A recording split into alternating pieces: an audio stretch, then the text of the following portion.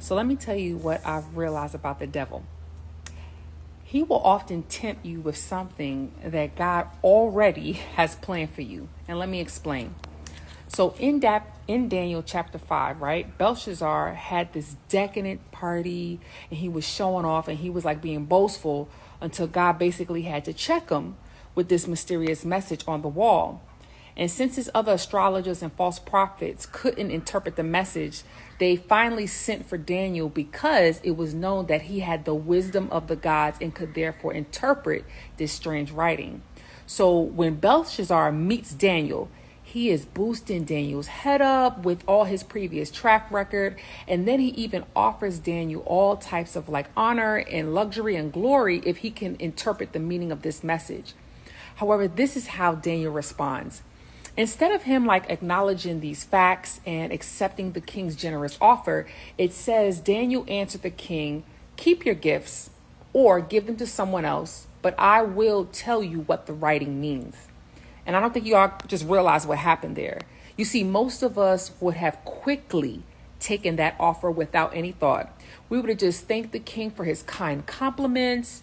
And I actually believe this was a temptation of the enemy to see if Daniel wanted the praise and reward of men more than of God. And let me relate this to current day, okay?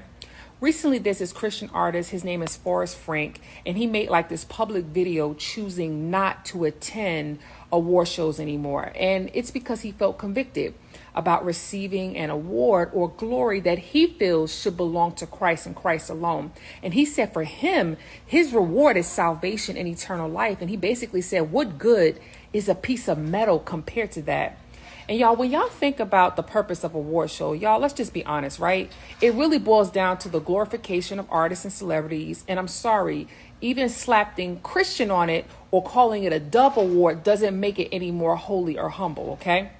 And Jesus gave us many examples in Matthew 6 about doing things for the praise of men, even if you're trying to make it look like it's innocent and it's good.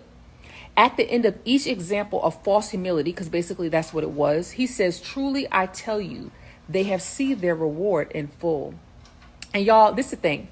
The enemy knows many of us have God on our lips, but a lot of us have the idolatry in our hearts.